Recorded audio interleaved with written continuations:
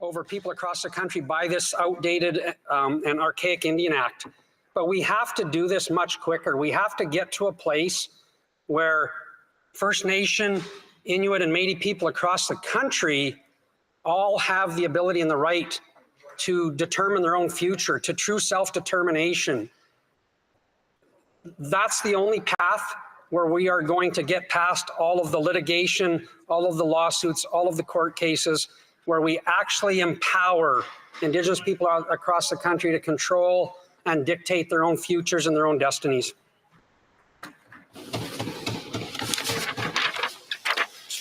The honourable member for Beauport, Limoilou, Terrebonne. Thank you, Mr. Speaker. I'm always in a good mood, so it's all good. Mr. Speaker, you don't build a solid foundation for your house on sand. Unfortunately, this bill is a pillar for a house that the government is trying to build, but the ground is not solid underneath it. And that ground I'm talking about is the Indian Act. My question for my colleague is, why not just push to repeal the Indian Act, which is the very core of the problem? Thank you. Député de désignaté Mississippi Churchill River.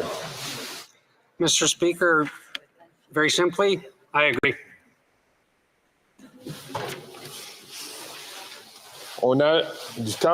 We have time for one last question. The honourable member for Timmins, James Bay. My honourable colleague, the issue of saying that the Conservatives are going to support Indigenous self-determination, I like, but I'll give you an example.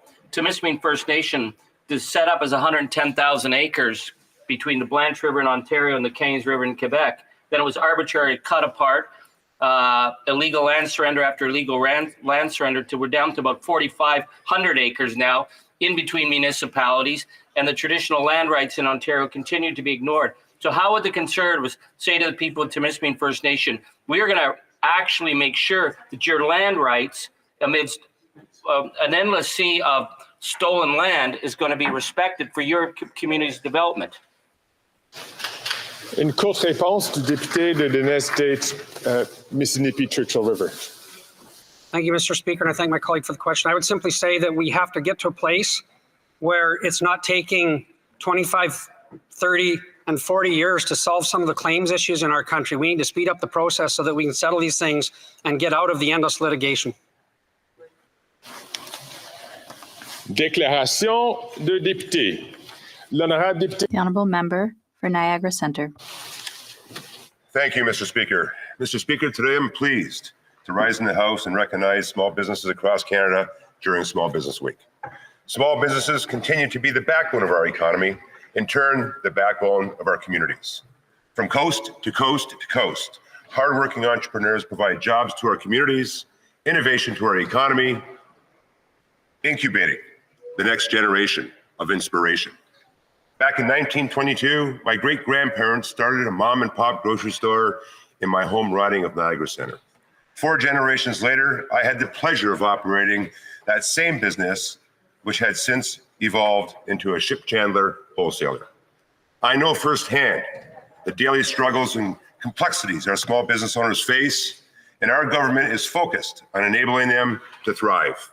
Because when our small businesses thrive, our communities thrive. It's all about building communities. So this week, Mr. Speaker, let's celebrate the small businesses across this country and the communities they continue to strengthen. Thank you, and happy Small Business Week. The honourable member for Red Deer, Mountain View. The gift of life is so precious.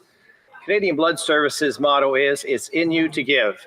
And there is no one that has lived that mantra more than Penhold's Josephine Michalak, who was just recognized by the Guinness World Records as the female with the most whole blood donated.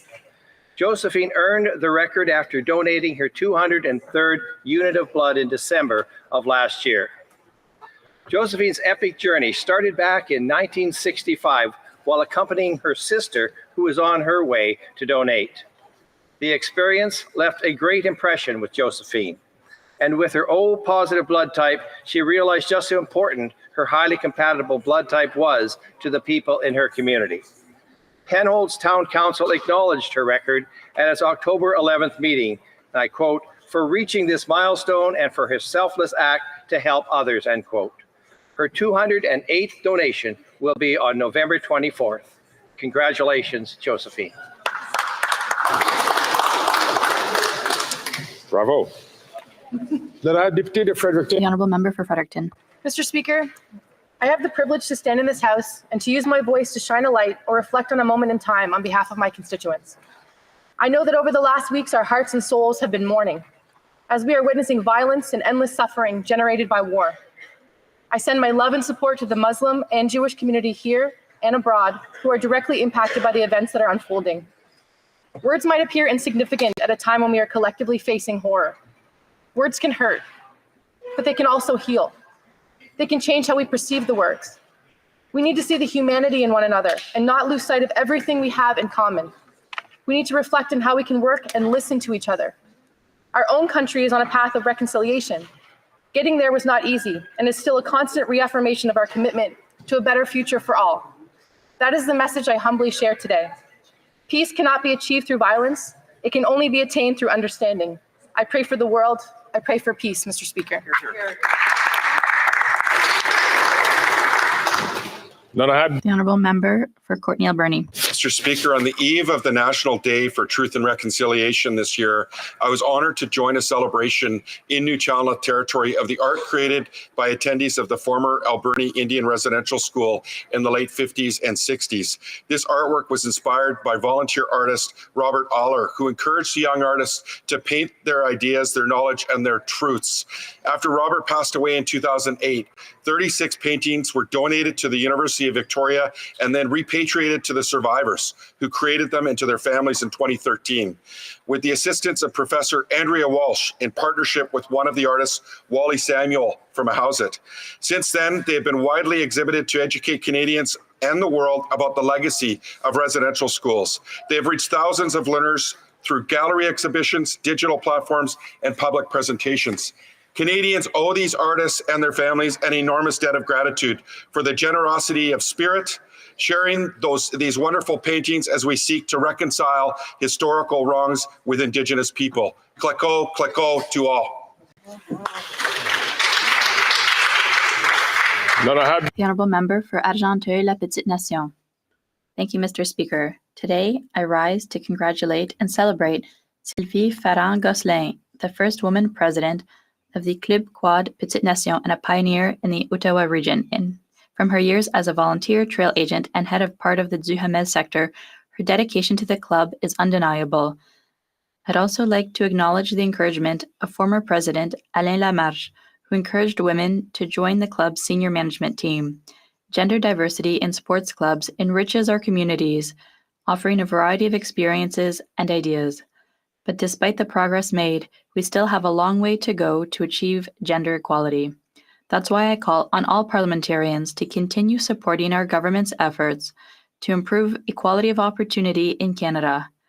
We must continue to implement concrete actions that pave the way for women like Sylvie Ferrand-Gosselin in management positions at all levels. In conclusion, Mr. Speaker, congratulations to Club Quad Petite Nation. The Honourable Member for Montmagny-Lisle-Kamouraska-Rivière-du-Loup. Mr. Speaker, it is with great pride that I take the floor today to celebrate the 100th anniversary of Premier Tech, 100 years of history, determination, and daring, during which Premier Tech has forged a reputation for excellence. Its story began modestly with a small business that the Bélanger family bought.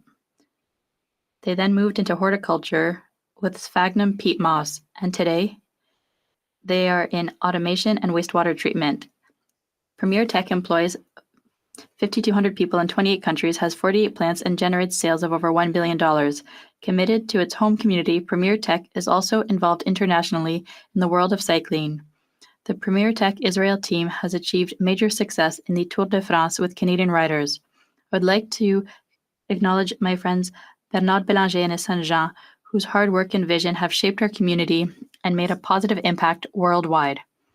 I wish Premier Tech a bright and prosperous future.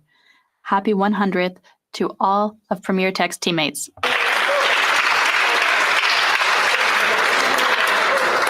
The Honourable Member for Humber River Black Creek. Thank you very much, Mr. Speaker. Last week, the Canadian Council of Imams hosted its annual gala dinner. Founded in 1990, the Council has been a unifying forum for Canadian imams and chaplains. At this 5th annual gala dinner, a member of my constituency, Chaplain Imam Imran Ali, received the well-deserved Community Imam Award in recognition of his continuing service to society. Imran's dedication is truly inspiring, and his recognition by his peers speaks volumes about the impact he has had on our community. Through his tireless efforts, he has not only served the Muslim community, but also made significant contributions to society. We are fortunate to have individuals like Imran among us, individuals who work tirelessly to bridge divides, to bring communities together, and to spread the message of love, compassion, and unity. My sincere congratulations to Imran. May peace and unity continue to guide our path forward. Thank you, Mr. Speaker. If I could just remind members, please, to keep their voices down while the members are making their statements. The Honourable Member from Sackville, Preston, Chesapeake. Thank you, Mr. Speaker. A new report from the Public Policy Forum concludes that Atlantic Canada's offshore wind potential will make the region an energy powerhouse going forward. Installing turbines around Sable Island Bank alone could produce enough energy supply for 6.5 million average Canadian homes, which is almost twice as much as being used by Atlantic Canada today as we speak. This boom means that thousands of jobs and billions of dollars for Atlantic Canada. Yet on Tuesday, the Conservatives, including several MPs from Atlantic Canada, voted against Bill C-49, a bill that would allow the development of offshore wind industry in Nova Scotia, Newfoundland, and Labrador. On this side of the House, Mr. Speaker, you can count on our government to help Atlantic Canadians today and every day.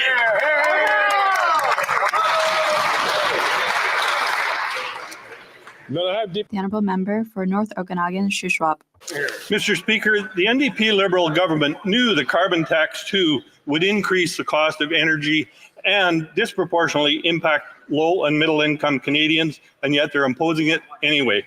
Carbon taxes 1 and 2 will add 61 cents per litre to the price of fuel.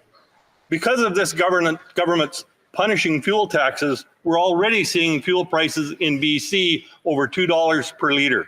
Wow. After 8 long years of inflationary spending and failing policies, even the Liberal MPs are speaking out against the carbon tax. Those Liberal MPs are realizing that when you tax Brad, the farmer who grows the food, and Rob, who transports the food, and tax Joanne, who has to drive to buy the food becomes too expensive. It's no wonder 60% more Canadians per month were expected to use food banks in 2023. Mr. Speaker, after 8 years, it is even more clear that this Prime Minister is not worth the cost.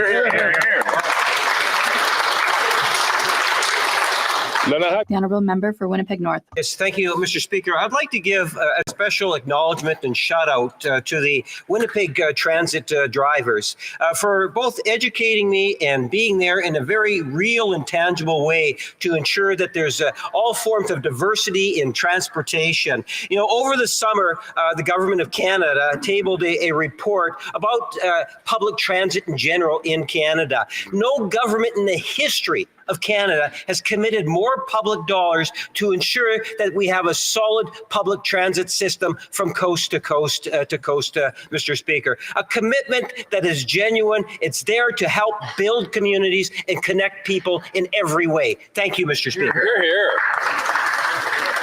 Then I have The Honourable Member for Langley Aldergrove. After 8 years of this NDP Liberal government, where are we at? Well, more Canadians frozen out of the housing market, rents doubling, inflationary deficits driving up mortgage payments, and our federal government saying, hey, our inflation isn't all that bad. Look at other countries, which is exactly what an enterprising Ontario couple did.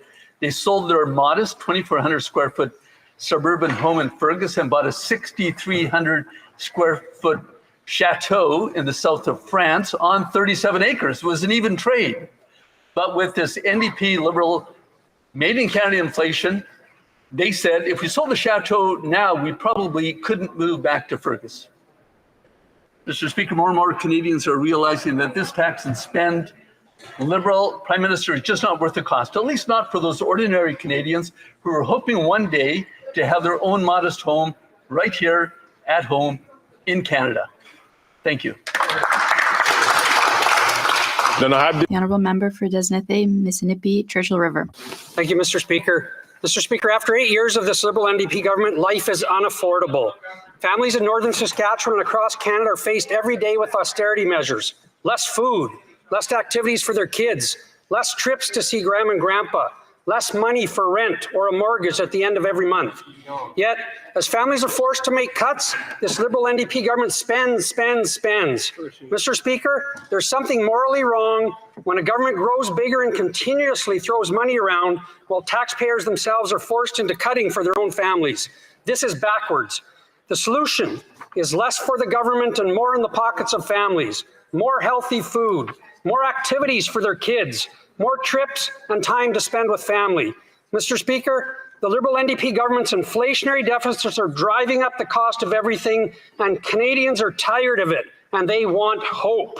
After 8 long years, this Prime Minister is simply not worth the cost. Hear, hear. The honourable member for Longueuil-Charles-Le-Moyne. Tonight, thousands of Quebecers in over 40 cities across Quebec will take part in Nuit des Sans-Abris, an event designed to raise public awareness of poverty and homelessness in Quebec. This year, Longueuil's Nuit des Sans-Abris marks its 25th year. A number of activities are planned to give people a better understanding of the difficult conditions in which people experiencing homelessness live, and to learn more about the organizations that work with them. Residents are invited to Parc Saint-Marc tonight to visit the community village, listen to stories from people who have experienced homelessness, and take part in the Solidarity Walk. I congratulate the Table Itinérance Rive-Sud and all the members of the organizing committee for their commitment to giving a voice to those who are homeless and to demystifying the reality of homelessness. Thank you. Then I have The honourable member for Windsor West.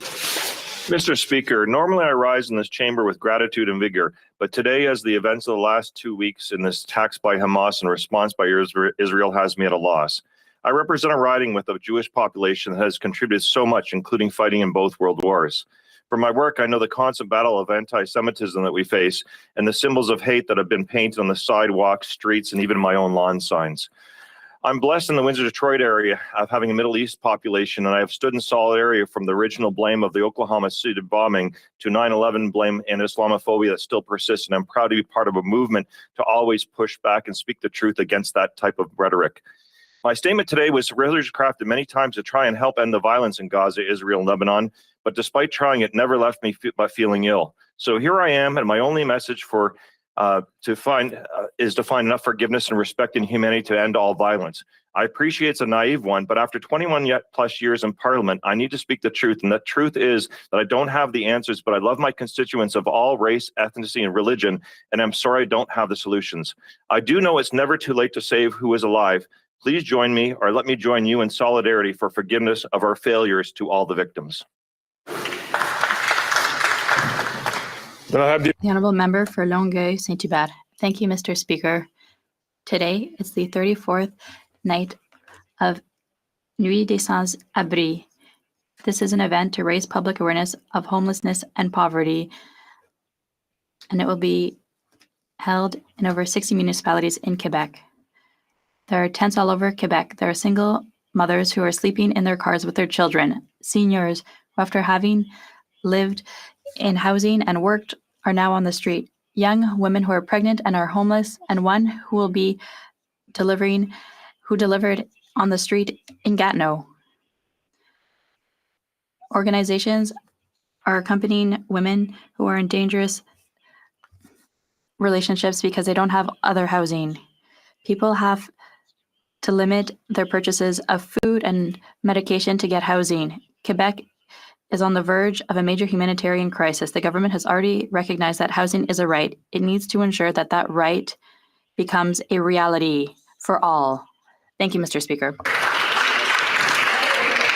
The honourable member for Carleton. Outbreak of the Israel-Hamas War, the Toronto Police Chief has reported a 132% increase in hate crimes. We see horrific stories of signs being written in spray paint in the Centennial Park that say, "Attack the Jews." Or in London, a vandalized message said, quote, "Kill all Muslims." This is absolutely unacceptable. We can all be revolted by the horrors of Hamas, but we should never blame our fellow citizens who are Muslim in Canada. They did not commit those atrocities. You can debate the decisions of the Israeli government, but you have no right to insult your Jewish neighbor or attack his local synagogue. This must be a country based on freedom where it doesn't matter if your name is Mohammed or Martin, Chang or Charles, Singh, Smith, or Steinberg. We are all Canadians. We are all compatriots. Let us embrace each other with love. Thank you.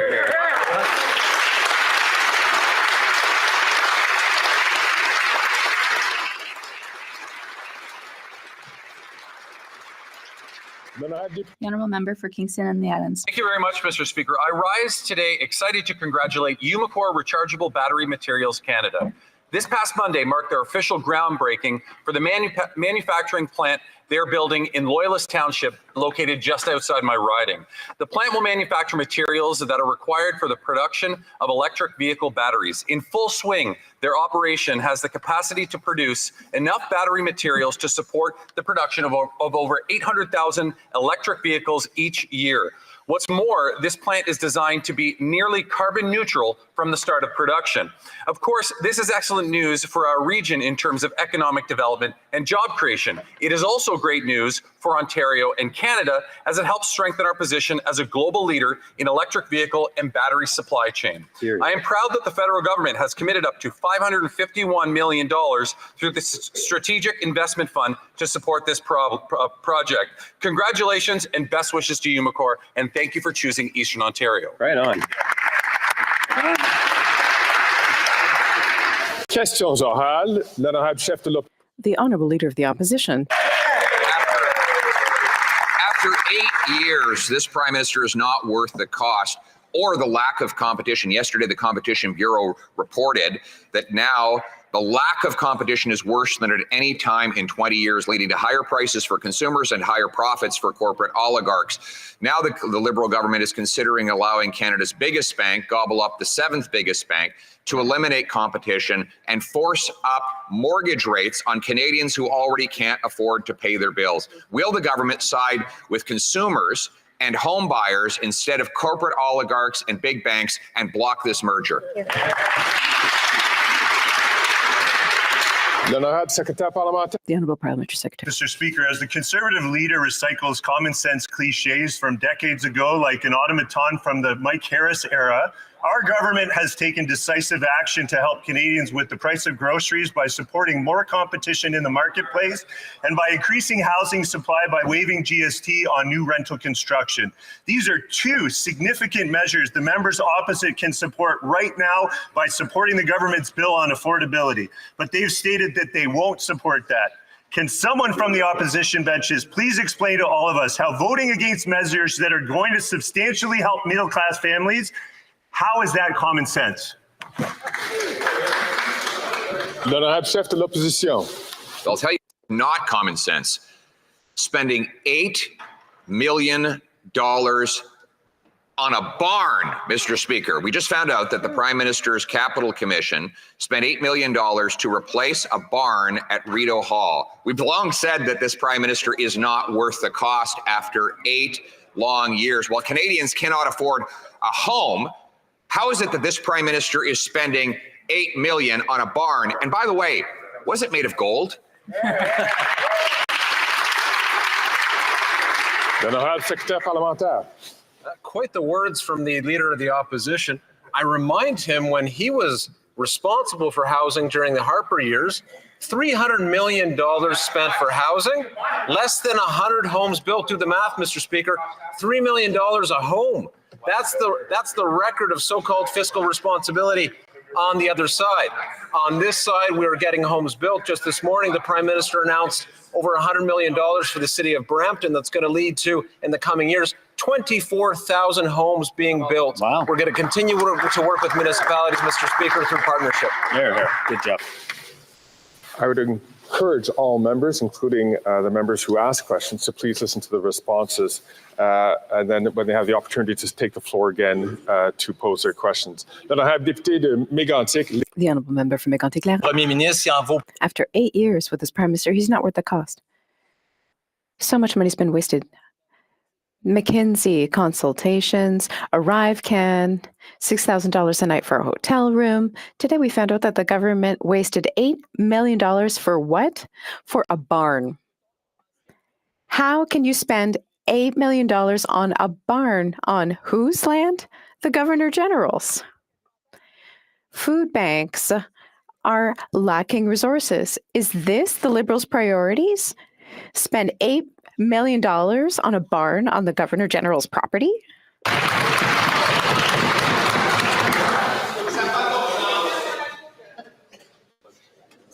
Then I have the Honourable Parliamentary Secretary. Merci beaucoup, Monsieur le Président. Thank you very much, Mr. Speaker. Obviously, we've been there for Canadians. We've invested to support them several times. And the Conservatives voted against those measures. But when the Conservatives were in power, 7 consecutive budgets led to deficits. We have the lowest deficit of all G7 countries right now. And we will continue to be financially responsible. Then I have député de Mégantic. The honourable member for Mégantic. Financially responsible. After 8 years of Liberal expenditures leading to inflation, inflation in Quebec is the highest in the country. People have to permanently live with their parents because everything costs too much. Interest rates are so high that Liberals have stolen the dream of young people to become homeowners. For 2 years, mortgages went up by 40%. After 8 years with the Liberals, the cost of rent has doubled. When will the Liberals stop mortgaging the future of young people and allow them to achieve their own dream of becoming a homeowner? Then I have the Honourable Parliamentary Secretary. Monsieur le Président, nous avons justement un projet. Mr. Speaker, we have a bill before us right now which will accelerate the construction of housing throughout Canada. In my riding in Montreal, co-ops are being built for families, our seniors, and our youth. The Conservatives don't want to invest to build more housing, to reduce costs for all Canadians. It doesn't make any sense. If they really have the interests of Canadians at heart, why are they voting against their interests? The honourable member for Mégantic. Mr. Speaker, if they really wanted to pass Bill C-56, it's been since October 5th that the Liberals haven't called the bill in the House. We need a reason. We need to understand what they want. In the meantime, the middle class know what's going on. They're lining up at food banks. In the newspapers this morning, food banks are struggling. The cost of food has gone up by 23%. Mr. Speaker, the Liberals and the Bloc want to radically increase the carbon tax. It's expensive to vote for the Bloc and the Liberals. Will the Liberals finally decide to cut their costly tax? The Honourable Parliamentary Secretary. I recognize that the rising cost does hurt Canadians. And that's why we look across the way and we would like to see the Conservative Party stop playing the games. The destructive force that they are constantly playing inside the House, the holding up of legislation, whether it's dealing with providing rebates of one form or another, whether it's building the Atlantic Accord for Atlantic Canada, whether it's talking about green jobs into the future, we're trying to address the needs of Canadians, and the Conservative Party continues to play games inside the chamber. Shame on them. L'honorable député de Saint-Jean. The Honourable Member for Saint-Jean. Mr. Speaker, it looks like humanitarian aid will be able to get into Gaza today, but we already know that it will be insufficient. Only 20 trucks will be able to get through when really a minimum of 100 is needed every day, according to the UN. As we speak, tons of humanitarian aid are blocked on the tarmac of an Egyptian airport because they can't get through. Will the Prime Minister insist, or did the Prime Minister insist over the last 24 hours for this to be resolved? The Honourable Parliamentary Secretary. Decisions made by Israel and Egypt to allow humanitarian aid into Gaza through Rafah is an important step to guarantee assistance to civilians in Gaza. However, there's a lot to be done. Unobstructed and quick access is essential to meet the needs of Palestinian citizens in Gaza.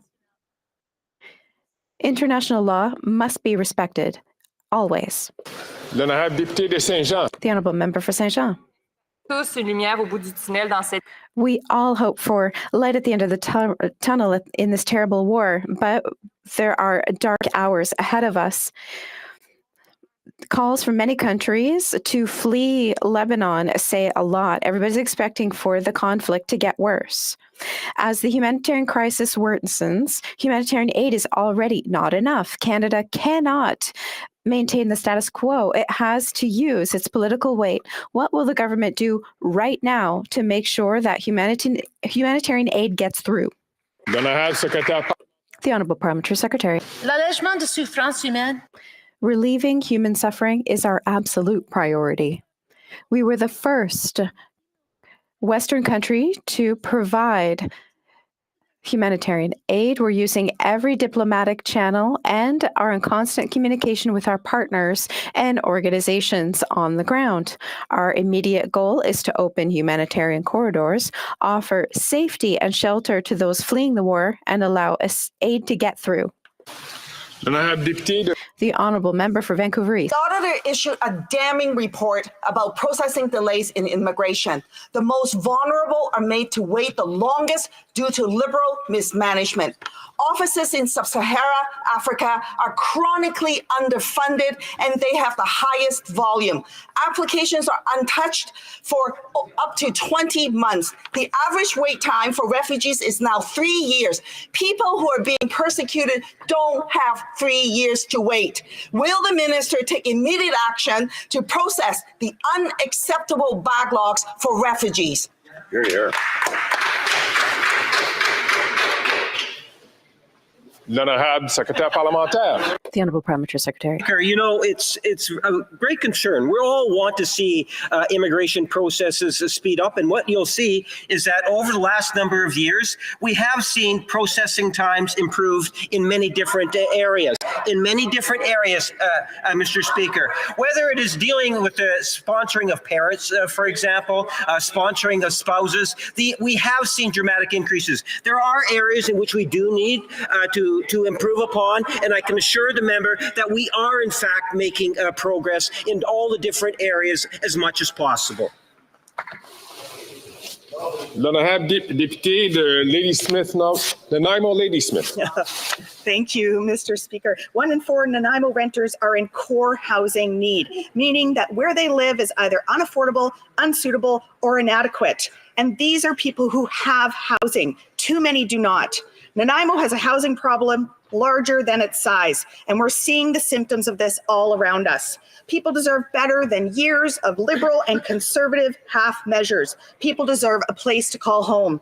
So why is it that the government is doubling down on their failed housing plan?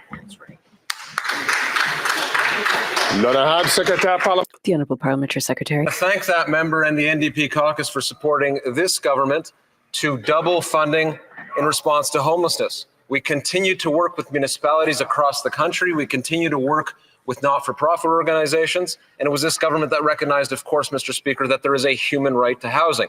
In that vein, we're seeing results, and there's more to do, but 70,000 people who were on the street are no longer on the street. 122,000 people who were close to homeless are not in that position anymore because of the National Housing Strategy. Thank you very much. Hear, hear.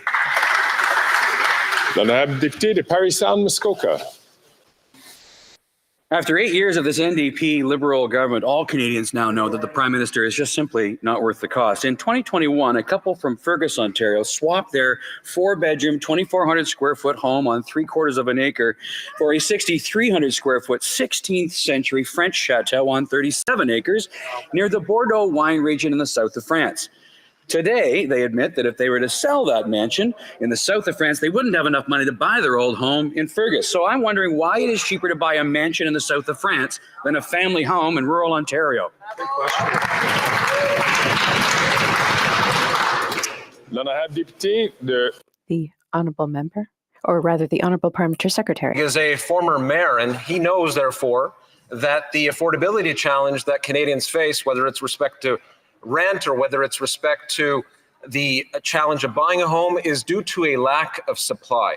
This government recognizes that. That's why we've moved ahead to put incentives on the table for the private sector, for example, for builders, lifting the GST on the construction of purpose-built rentals, period. That side wants to maintain the tax for the purposes of building rental homes for the middle class. It's unacceptable. It's a reckless approach, Mr. Speaker. Hear, hear. L'honorable député de Paris-Sound-Muskoka. Well, I think the government, maybe this is the point. Canada has 20 times the land and half the people of France, and it's still cheaper to buy a house in France. But, of course, after 8 years of this Prime Minister's inflationary deficits, mortgage costs have doubled. In 2015, the average mortgage payment was $1,400, Mr. Speaker. Today, it's over $3,500. And now half of Canada's housing markets are severely unaffordable. When will the NDP Liberal coalition finally end their inflationary deficits so Canadians can afford to keep their homes, Mr. Speaker? L'honorable secrétaire parlementaire.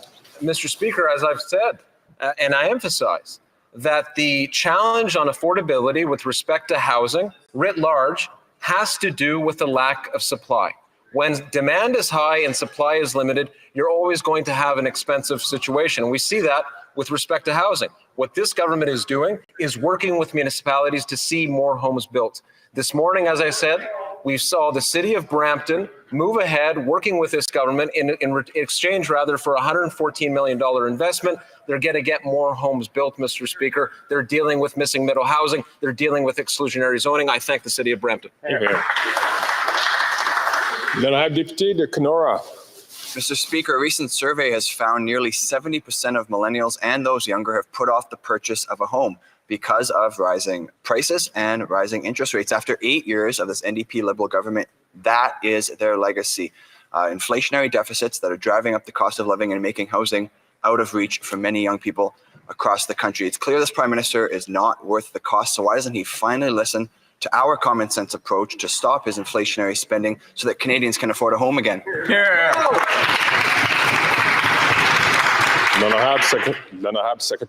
Honourable Parliamentary Secretary. Talks about young people, and I'll give him credit in his time during being a member of Parliament. He has put issues on the table with respect to youth, so he can support this government, or at least he should have, with respect to the tax-free savings account that this government put in place to help young people save for down payment. Up to $40,000 can be put into that account. Again, tax-free. Add to that, of course, the fact that we continue to build more. We continue to put in place, policies that will see more homes built. We're doing that in partnership with municipalities. They're against all of that, Mr. Speaker. They've put half measures on the table. That's not good enough. Shame. Député de Kenora. Mr. Speaker, Canadians don't have the funds to put into a savings account because of the cost of living crisis this government has created. He mentions building homes. Mr. Speaker, we have not enough home building in this country to keep up with demand. After 8 years of this government, housing prices have skyrocketed. They've actually doubled. Mortgage rates are up, and the young students and young professionals have given up completely on their dream of home ownership. So I ask again, when will they finally stop their inflationary spending so that young people can afford a home? L'honorable secrétaire parlementaire. Mr. Speaker, when the Conservatives were in power, they ran 7 consecutive deficits. I find it interesting that they claim to be so concerned about a 0.7% deficit that we have here in Canada, the lowest of all G7 countries, Mr. Speaker. We have a serious plan in order to build more homes in this country. We have a serious piece of legislation before this House that the Conservatives are delaying. This will solve the housing crisis, and the Conservatives are delaying that measure, Mr. Speaker. Terrible. Then I have Deputy. I'm going to ask all colleagues, please, to continue, if you have conversations, to continue them outside of the House. It is now ceding the floor to the member from Kelowna Lake Country. Mr. Speaker, Bloomberg just reported on a recent survey that shows how much Canadians are struggling after 8 years of this NDP Liberal government's inflationary spending. 65% of Canadians now say they're concerned about saving for retirement, and 63% are concerned about how to prepare for an unexpected financial event. Less savings, more concern, more risk. This Prime Minister is just not worth the cost. When will the Prime Minister end his inflationary spending so Canadians can plan for their future again? Then I have Secrétaire parlementaire.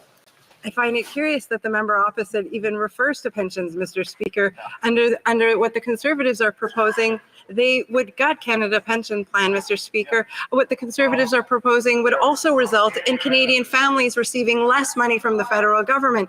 You see, we have the Canada Child Benefit. In fact, checks are going out today, Mr. Speaker, to families right across the country. That is important support for families that are having a hard time to make ends meet, and the Conservatives would see that program completely cut. Exactly. Then I have Député de Kelowna Lake Country. Well, thank you, Mr. Speaker, and speak about misinformation and how that response has nothing to do with what's actually happening in people's lives. The latest MNP Consumer Debt Index shows 51% of Canadians are $200 or less away from not being able to complete their financial obligations. Quote, facing a combination of rising debt carrying costs, living expenses, and concern over the potential for continued interest rate and price hikes, many Canadians are stretched uncomfortably close to broke. This is Canada after 8 years of this NDP Liberal government. When will the Prime Minister stop his inflationary spending so Canadians can afford to live again? Then I have le Secrétaire parlementaire. Mr. Speaker, the member opposite claims that there is misinformation. I would welcome her to clarify where exactly. You see, the Conservatives have consistently said that they do not want to support Canadians with the programs that we have in place. We have the Canada Child Benefit program, Mr. Speaker, that is supporting families, that is helping making ends meet. Perhaps she would like to clarify, is that where they are going to cut? Are they going to cut our programs for seniors, Mr. Speaker? Seniors are relying on our government at this time. Mr. Speaker, what the Conservatives